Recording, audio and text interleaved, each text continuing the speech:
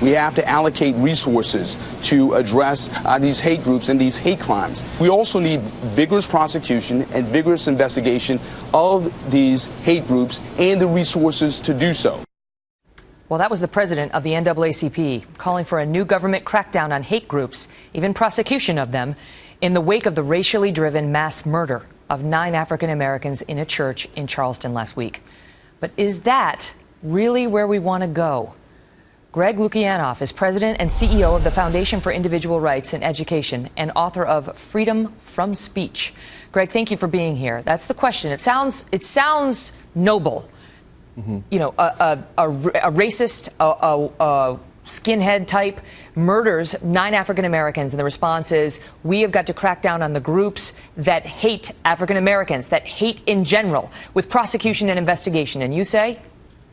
That hate speech is not, and there's a lot of misinformation on this, but hate speech is protected speech in the United States. What you go after is violence. What you go after is conspiracy to murder. But if you go after just opinions, an expression of opinions we dislike, you're not only doing something that's flatly unconstitutional, you're doing something that's deeply unwise. And to those who say, well, Greg must be in favor of the white supremacists, Greg must be sympathetic towards the skinhead cause.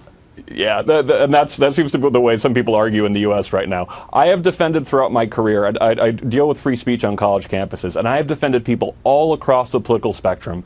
And as soon as you actually allow people to start policing people for their opinions, practically no one who's provocative or interesting is safe. Do you find it interesting? Because I was talking with Britt about a possible double standard. Tomorrow night, we are going to air an hour-long special on the beheading of an American woman in Oklahoma and the attempted beheading of her coworker. We have an exclusive interview with the coworker who's finally, for the first time in nearly 10 months, speaking out about her ordeal and talking about what happened to her. By a man who had self-radicalized, who had become a radical Muslim online. And you listen to what the same head of the NAACP had to say about why we need to expand it from the individual to the group. Listen.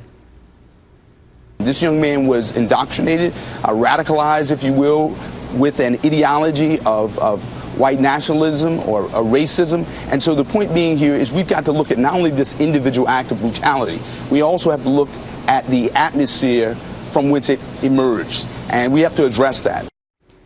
Okay, so if you make that same point about the Muslim community, those in the Muslim community who are becoming radicalized and posting pictures of bin Laden and talking about the value of jihad, you get called a bigot.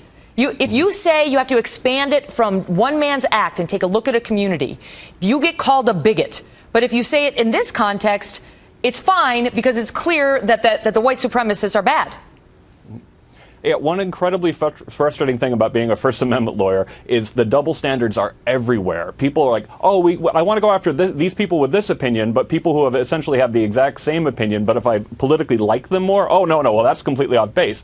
And that's why our founding fathers were so smart to have no exceptions to the First Amendment, that opinion must always be protected. So the white supremacists are allowed to say hateful things when it translates into actual, not just inspires hatred in somebody, but when it leads to direct violence. I mean, how close would their hatred have to be linked to a murder to take it out of First Amendment realm? Well, I mean, we're not that limited. When it comes to conspiracy to commit a crime, you know, if you take any act towards furthering a violent crime, then it's a crime. And this is the big misunderstanding, the big dangerous misunderstanding of free speech.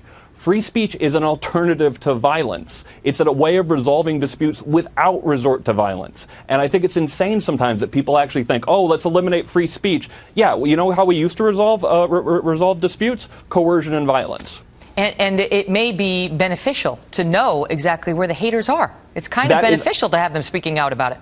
You've hit the nail on the head. That is the one thing that people do not understand about freedom of speech. It is completely naive to think that you live that you're safer to not know if there's a Nazi in the room or someone who's a bigot or who wants to kill you. It's incredibly naive to think we can just end racism by saying, hey, everybody, just don't say racist things in public. Yeah, proceed at your own risk is a better policy. Greg, great to see you. Yep, thanks for having me.